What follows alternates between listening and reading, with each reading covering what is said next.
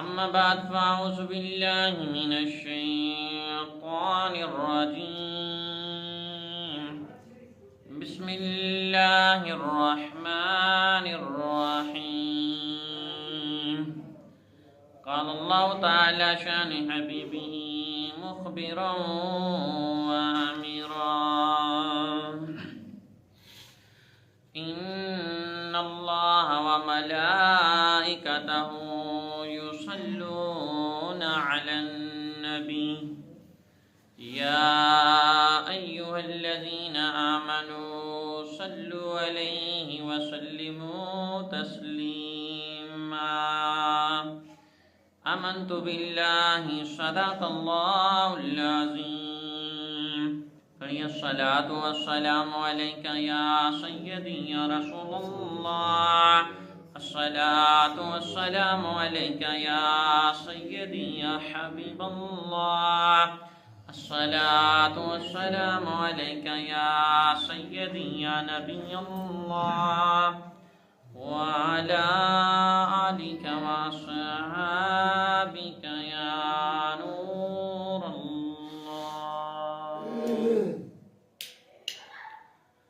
اللہ عز و جل کی حمد و ثنا کے بعد درود و سلام حضور صلی اللہ تعالی علیہ وآلہ وسلم کی بارگاہ میں ہدیتاً تحفتاً عقیدتاً محبتاً نذرانتاً پیش کرنے کے بعد حاضرین کرام السلام علیکم ورحمۃ اللہ وبرکاتہ۔ قرآن پاک کی آیات مبارکہ پڑھی جس میں اللہ تبارک و تعالی نے حضور صلی اللہ علیہ وسلم کی ذات پر درود و سلام پڑھنے کا حکم فرمایا۔ اس آیت مبارکہ میں حضور کی ذات پر درود اور سلام پڑھنے کا امت مسلمہ کو حکم ہوا۔ صرف امت مسلمہ کو نہیں، اس سے پہلے اللہ نے فرمایا اللہ کی ذات بھی حضور پر درود پڑھتی ہے، فرشتے بھی درود پڑھتے ہیں، اور ایمان والوں کی باری آئی تو فرمایا درود بھی پڑھو سلام بھی پڑھو۔ درود اور سلام کا حکم دیا تو حضور کی ذات پر درود پڑھنے کے بے شمار فضائل و برکات ہیں۔ جو ایک مرتبہ درود پاک پڑھتا ہے اس کے 10 درجات بلند ہو جاتے ہیں، اس کے 10 گناہ مٹا دیے جاتے ہیں، اور اللہ تبارک تعالیٰ اس کے نام اعمال میں 10 نیکیاں لکھ دیتے ہیں۔ یعنی پڑھنے کا فائدہ ملتا ہے 3 طرح سے، درجات بھی بلند ہوئے، گناہ بھی مٹائیں گے اور نیکیاں بھی ملی، یعنی 3 طرح کے فائدے ہوئے ایک مرتبہ درود پاک پڑھنے سے۔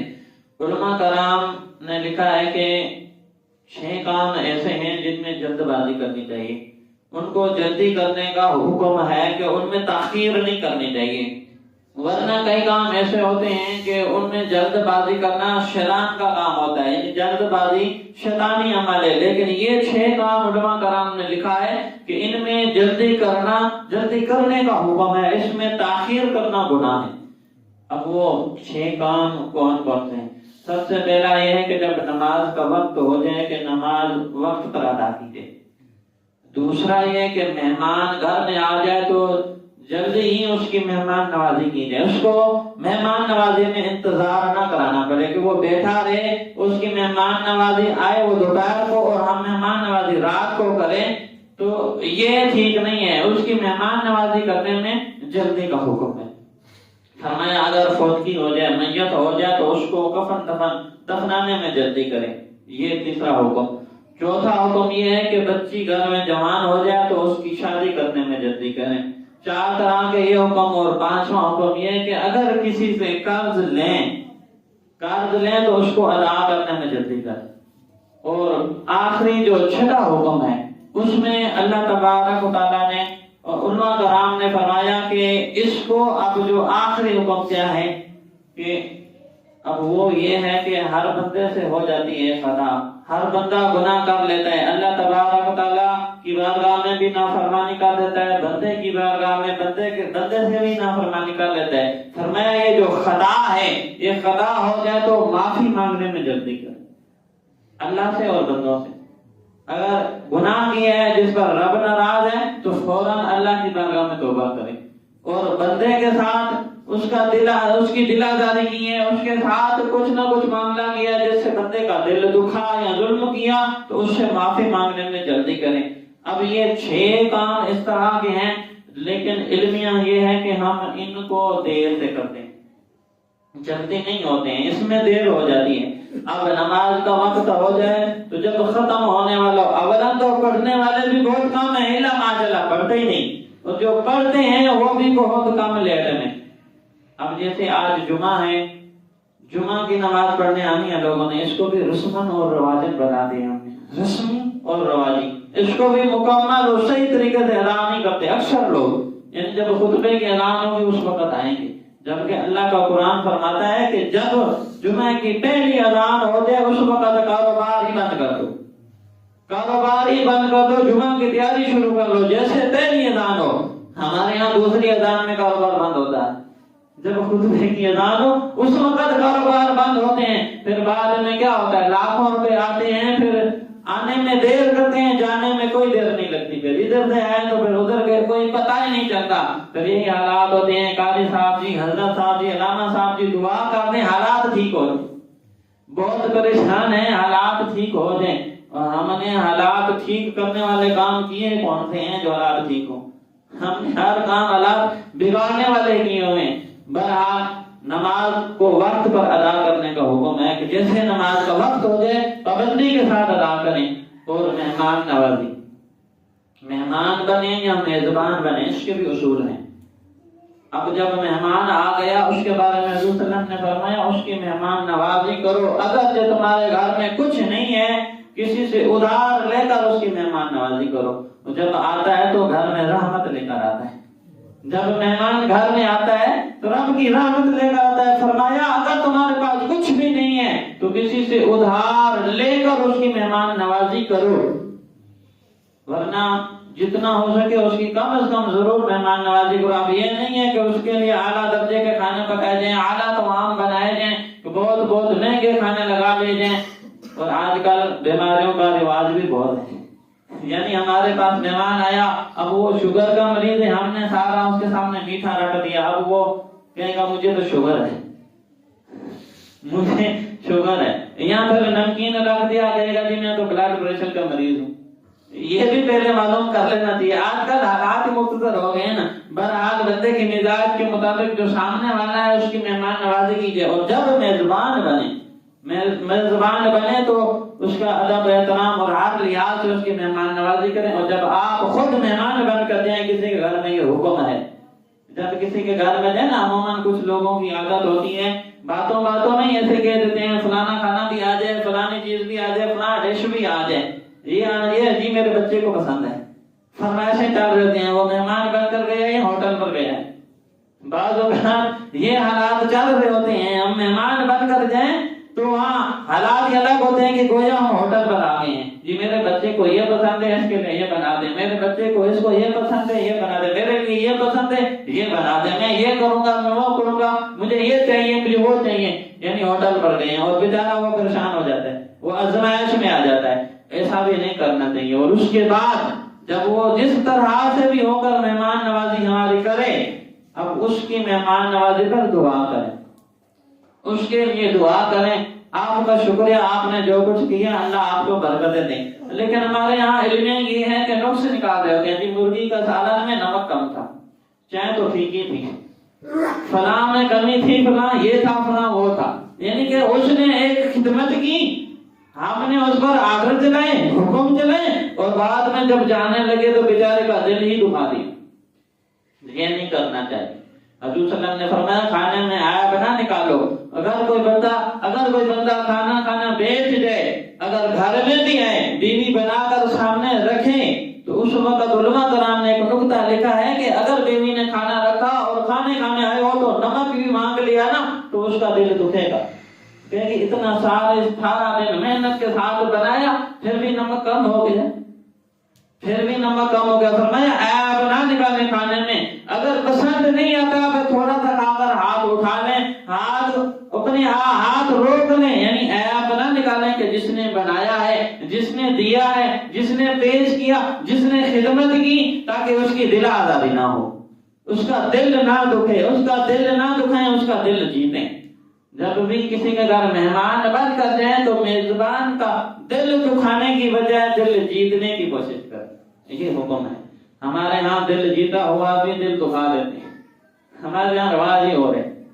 اور اگلا جو حکم ہے کفن دفن کا، اب یہ فرض ضروری نہیں ہے کہ اگر کوئی باپ فوت ہو گیا تو بیٹا باہر لندن میں وہ آئے گا تو پھر دفنائیں گے، یہ ضروری نہیں ہے۔ حضور صلی اللہ علیہ وسلم نے فرمایا، حضرت علی کو فرمایا کہ جتنا جلدی ہو سکے کفن دفن میں جلدی کیا کرو، تو جب فوتگی ہو جائے تو اس کو دفنانے میں جلدی کرنی چاہیے۔ ہاں قریب قریب کے جو رشتہ دار ہیں اس کے مطابق ٹائم رکھ لیا جائے جنازے کا کہ یہاں پہنچ جائیں گے، اور زیادہ دیر کرنا یہ منع ہے۔ ہمارے ہاں 2 دن تک بھی گزر جاتے ہیں، بعض اوقات رات کو فوت ہو گیا، اب رات کو نہیں دفنا سکتے ہم، صبح جتنا جلدی ہو سکے، اب صبح کا دن گزر جائے، شام کو جنازہ کا اعلان ہو، 24 گھنٹے ہونے والے ہو جا کر ہم دفنائیں، تو یہ منع ہے کہ جتنا جلدی ہو کوشش کریں جلدی ہی اس کو دفنا دیں۔ بعض قوموں میں نے دیکھا ہے ان کے رواج ہیں، رات کو اگر فوتگی ہوگی نا مغرب کے بعد، مغرب کے وقت فوتگی ہوئی ہے، عشاء کے بعد جنازہ پڑھ کے دفنا دیتے۔ بعض جگہ ایسے ہمارے گاؤں دیہات میں نے کہا ایسے جنازے دیکھے، وہاں ایسا رواج ہے، یعنی زیادہ دیر نہیں رکھتے، اگر کہ وہ پڑھے لکھے نہیں ہیں لیکن حدیث پر عمل کرتے ہیں، وہ حدیث پر عمل کرتے ہیں کہ فرمان ہے مصطفیٰ صلی اللہ علیہ وسلم کا کہ جلدی کریں دفنانے میں، لیکن ہمارے ہاں رکھا رہتا ہے، مردے کو رکھ دیتے ہیں، کافی دیر گزر جاتی ہیں۔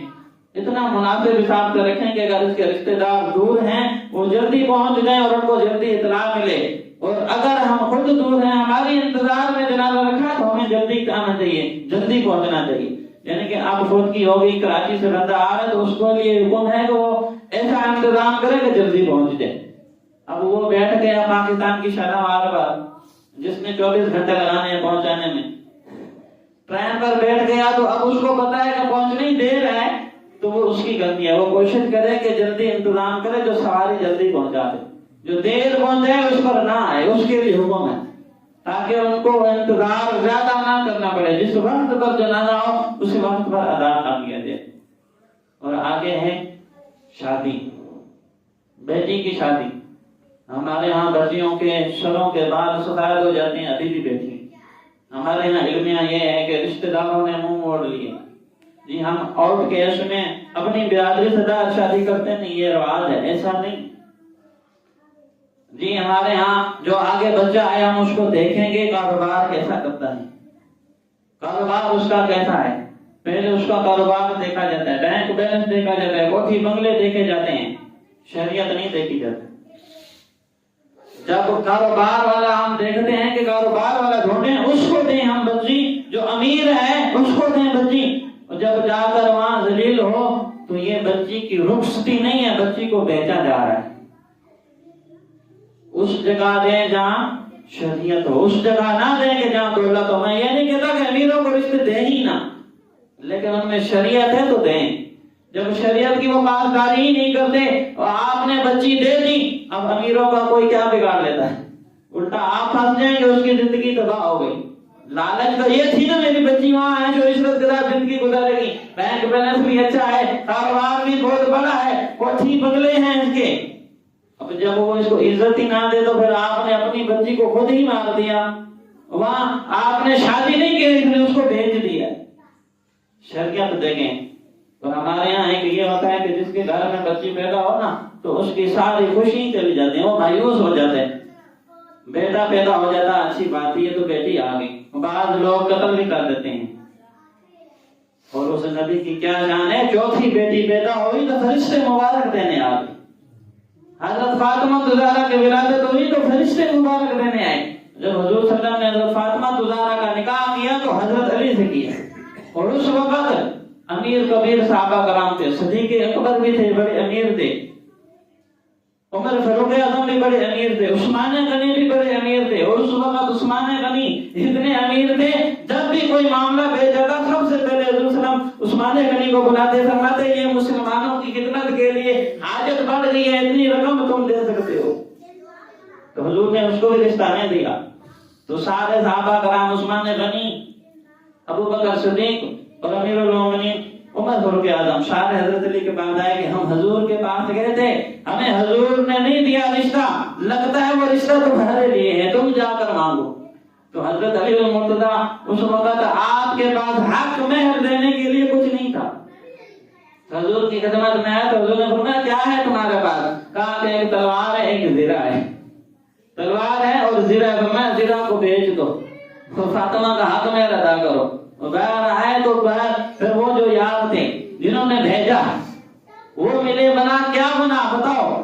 حضور نے بات پکی کر لی ہے، اب میں زیرہ بیچنے جا رہا ہوں. تو عثمان غنی نے زیرہ خرید لی. جب خرید لی نا، رقم دے دی، پھر زیرہ بھی واپس کر دی. تو حضرت علی نے فرمایا میں نے تو رقم لے لی ہے. فرمایا تو میرا یار نہیں ہے، تو میرا یار نہیں ہے، اسی لیے میں تمہیں واپس دے رہا ہوں. تو بھیجا بھی انہوں نے، پھر خدمت بھی انہوں نے کی، مدد بھی انہوں نے کی. تو حضور نے وہاں شریعت دیکھی، حضور نے وہاں امیری جگیری نہیں دیکھی. حضور نے بتا دیا امت مسلمان کو کہ ایسے شادی ہوتی ہے. اور جس برات کا دلہا حضرت علی المرتضیٰ ہو، جس برات کی دلہن فاطمہ تزارا ہو، اور بنانے والے حضور ہو، اور نکاح مسجد نبوی میں ہوا ہو، اور براتی فرشتے آئے ہوں، تو اولاد امام حسن اور حسین جیسی پیدا ہوتی ہے، اور آج ان جیسی پیدا ہوتی ہے. آج ہمارے یہاں ماڈل دور ہے. سب سے پہلے یہ دیکھا جاتا ہے کہ بینک بیلنس، اور اس کے بعد کاروبار کے بعد پھر ماڈل کتنا ہے، کس حساب کا ہے، پڑھا لکھا کتنا ہے. میں یہ نہیں کہتا کہ نہ دیکھی جائیں یہ چیزیں، لیکن دیکھی جائیں. سب سے پہلے جو حکم ہے وہ شریعت کا، کہ ان کے گھر میں شریعت کتنی ہے، شریعت کو دیکھا جائے. لیکن ہمارے ہاں ایک وٹے سٹے کا جو رواج ہے نا، اس کو علماء کرام نے ویسے بھی ناجائز لکھا ہے. یہ وٹے سٹے پہ ہم دیتے ہیں، یہ جائز نہیں ہے رشتے. ایک گھر ٹوٹتا ہے تو اس کی وجہ سے دوسرا بھی ٹوٹ جاتا ہے. ایک ٹوٹتا ہے تو دوسرا بھی ٹوٹ جاتا ہے. نہیں اس نے میری بہن کو طلاق دے دی، جا میں تیری بہن کو طلاق دیتا ہوں. تو پھر یہ معاملات ہو جاتے ہیں. وہ اس کا جھگڑا ہوا تو اس نے اپنی بیوی کو طلاق دی. جو تیرے گھر میں بیوی بیٹھی ہے اس کی بہن ہے، اس بیچاری کا کیا قصور؟ اس کا تو کوئی قصور نہیں ہے.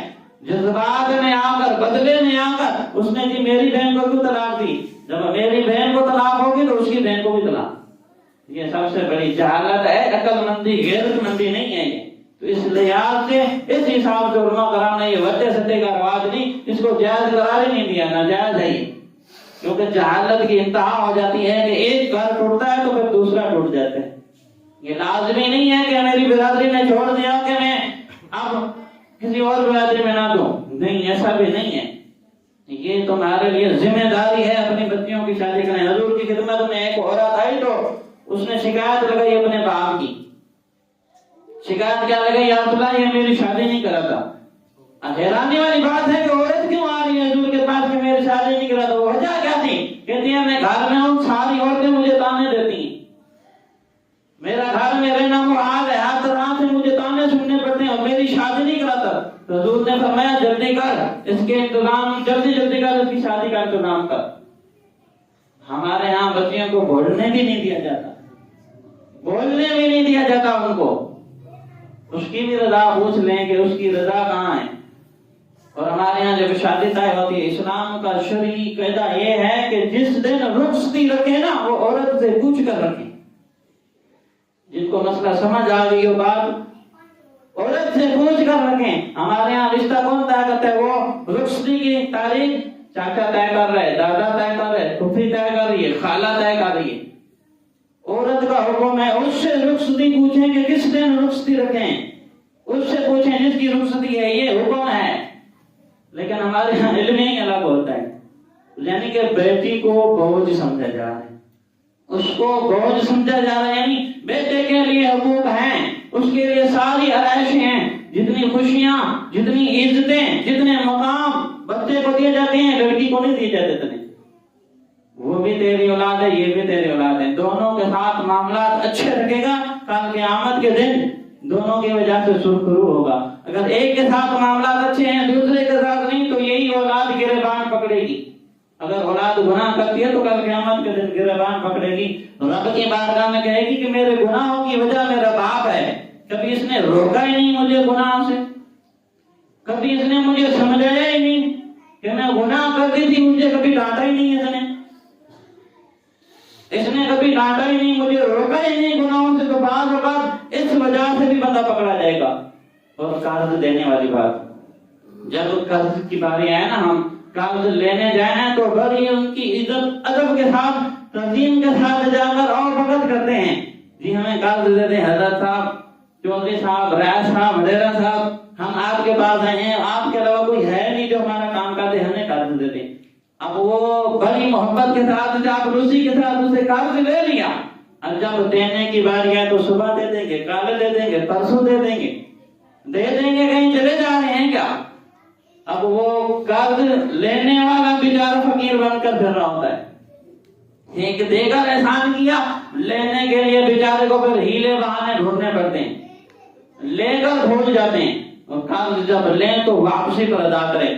امام اعظم ابو حنیفہ کا فتویٰ ہے، فرمایا میں جب بھی کسی کو قرض دیتا ہوں تاریخ لکھ لیتا ہوں کہ آج لے کر جا رہے کب دے گا واپس، سال بعد 2 سال بعد جب بھی دے تاریخ لکھ کے دے۔ اور یہ حکم بھی ہے شریعت کا، جب بھی کسی سے قرض لیں تو اس وقت تاریخ مقرر کر رہے ہیں، آج 1 تاریخ کو لے کر جا رہا ہوں، اگلے مہینے کی 1 تاریخ کو دے جاؤں گا۔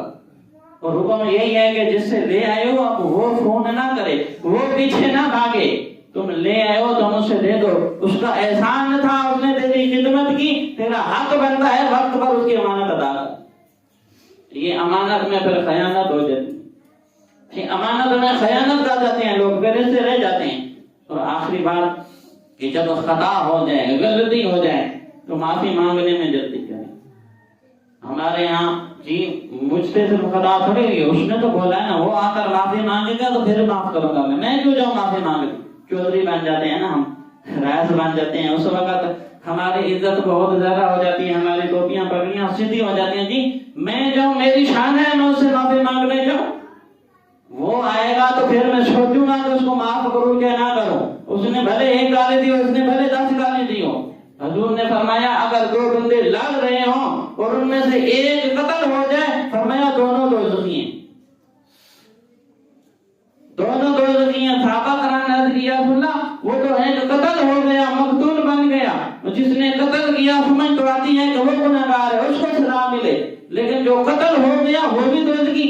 فرمایا اگر یہ نہ مارتا تو پھر وہ اسے مار دیتا، اگر یہ اسے نہ مارتا تو وہ اسے مار دیتا، دونوں ایک دوسرے کو مارنے پر تلے ہوئے تھے، دونوں کا گناہ، دونوں کی نیت، دونوں کا کام ایک ہے۔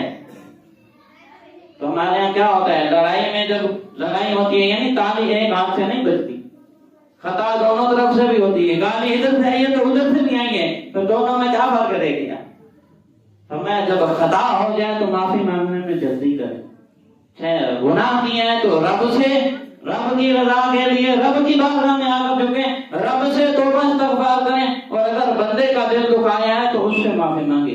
یاد رکھیے 2 طرح کے حقوق ہیں، حقوق العباد اور حقوق اللہ۔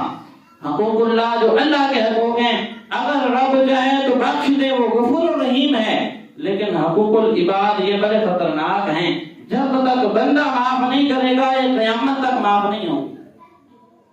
اگر کسی کی دل آزاری کی ہے، کسی کی حق تلفی کی ہے، کسی پر ظلم و ستم کیا ہے، اگر اس سے دنیا میں معافی مانگ لی اور اس نے معاف کر دیا، تمہارے لیے وعدے نہیں آ رہے ہیں۔ اگر تم نے نہیں معافی مانگی تو کل قیامت کے دن جب تک وہ معاف نہیں کرے گا رب تمہیں جنت نہیں جانے دے گا۔ یہ حقوق العباد بڑے خطرناک ہیں، تو جب بھی کوئی خطا ہو جائے تو معافی مانگنے میں جلدی کریں، جب نماز کا وقت ہو نماز پڑھنے میں جلدی کریں، پہلا حکم تھا۔ جب کوئی فوتگی ہو جائے تو دفنانے میں جلدی کریں، اور جب بچی جوان ہو جائے تو اس کی شادی کرنے میں جلدی کریں، قرض لے لیں تو قرض ادا کرنے میں جلدی کریں، اور خطا ہو جائے تو یہ معافی مانگنے میں، عفو درگزر کرنے میں یہ جلدی کریں۔ ہمارے یہاں علم یہ ہے کہ ہمارا ہر کام الٹا ہو جاتا ہے، مہمان نوازی، کوئی مہمان آ جائے تو اس کی مہمان نوازی کرنے میں بھی جلدی کریں، تاخیر نہ کریں۔ یہ 6 طرح کے ایسے کام ہیں ان کو جلدی کرنے کا حکم ہے، یعنی ان کو جلدی کرنا ہے، ان میں تاخیر نہیں کرنی۔ نماز کے لیے کوشش کیا کریں وقت پر ادا کیا کریں۔ جمعہ کے لیے ہمارے یہاں دوسری اذان ہوگی پھر آئیں گے لوگ، پھر دوسری اذان ہوگی اس وقت آئیں گے جبکہ حکم پہلی اذان کا ہے۔ جیسے پہلی اذان ہو اس وقت کام کرنا بند کر دینے کا قرآن میں حکم ہے، سب کچھ چھوڑ دے۔ علماء کرام کا فتویٰ ہے کہ جب پہلی اذان ہو جائے اس کے بعد کاروبار کرنا بھی حرام ہے۔ اور اس کے بعد رب نے فرمایا جب تم نماز پڑھ لو فانتشروا فی الارض وابتغوا من فضل اللہ، پھر زمین پر پھیل جاؤ اور اللہ کا فضل تلاش کرو، اللہ کا فضل تلاش کرو۔ پھر رب نے وعدہ کیا ہے کہ میں تمہیں کثیر رزق دوں گا۔ اللہ تبارک تعالی ہمیں ان 6 باتوں پر عمل کرنے کی توفیق عطا فرمائے اور ان کاموں میں غور و فکر کرنے کی توفیق عطا فرمائے۔ اللہ عز و جل ہمیں شریعت کے مطابق زندگی گزارنے کی توفیق عطا فرمائے، ہمیں 5 وقت کی نماز پابندی کے ساتھ پڑھنے کی توفیق عطا فرمائے، بیان میں جو غلطیاں ہوئی اپنے فضل و کرم سے معاف فرمائے۔ وما علینا الا البلاغ المبین۔